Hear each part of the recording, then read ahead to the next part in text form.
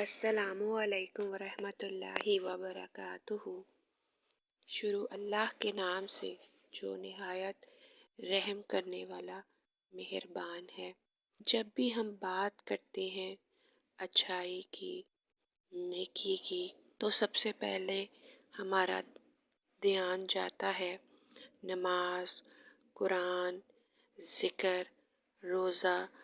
ہم کسی کے ظاہر سے اس کی زندگی کے پیرامیٹر کو جج کرتے ہیں۔ جیسا کہ ایک بہت مشہور شعر ہے، تنگ دستی نہ ہو غالب، تندرستی ہزار نعمت ہے۔ جب تک انسان صحت میں تندرست نہیں ہوتا، اس کی روح اور جسم توانا نہیں ہوتی، تب تک وہ نیک عمل بھی نہیں ویسے کر سکتا۔ چاہے بھی تو نماز صحیح طریقے سے ادا نہیں کر سکتا، اگر چاہے سجدہ کرنے کو، روزہ رکھنے کو، حج عمرہ ادا کرنے کو۔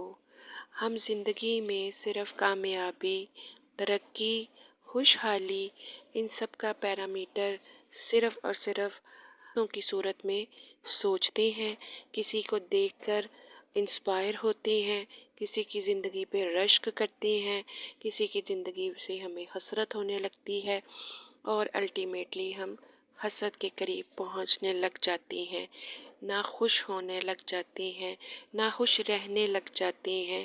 ہم کہیں نہ کہیں شعوری یا غیر شعوری طور پر ناشکری کرنے لگ جاتے ہیں۔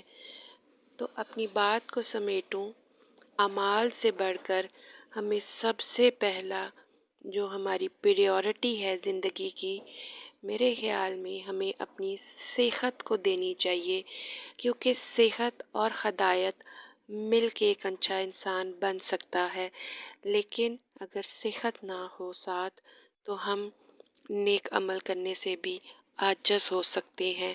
ابا جی حضور فرماتے ہیں کہ بد پرہیزی بھی ایک گناہ ہے۔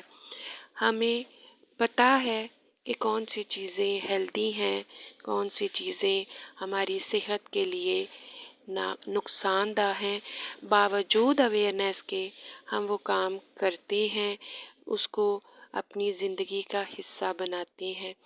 اللہ پاک مجھے اور آپ کو یہ غور و فکر کرنے کی توفیق دے کہ ہم سب سے پہلے کچھ چیزیں قدرتی طور پر آ جائیں، وبائی طور پر، امراض یا حادثاتی طور پر، لیکن اللہ تعالیٰ ہمیں خود پر، قرآن میں اللہ پاک فرماتے ہیں کہ اللہ تعالیٰ اپنے انسان پر ظلم نہیں کرتا، انسان خود پر ظلم کرتا ہے۔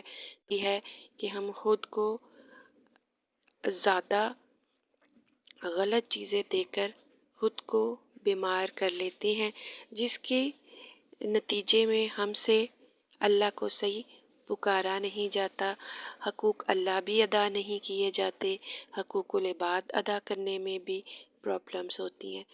تو اللہ تعالیٰ ہمیں نفس پر کنٹرول کرنے کی اور اچھی خوراک لینے کی، اچھی سوچ اپنانے کی اور اپنی صحت کا دھیان رکھنے کی بھی توفیق دے، کیونکہ صحت ہوگی پھر ہدایت ہوگی، تو پھر ہی ہم اچھے اعمال بھی کر سکیں گے۔ اللہ پاک مجھے اور آپ کو اپنی صحت کی بھی حفاظت کرنے کی توفیق سمجھ عطا فرمائے۔ وما علینا الا البلاغ المبین۔ السلام علیکم ورحمۃ اللہ وبرکاتہ۔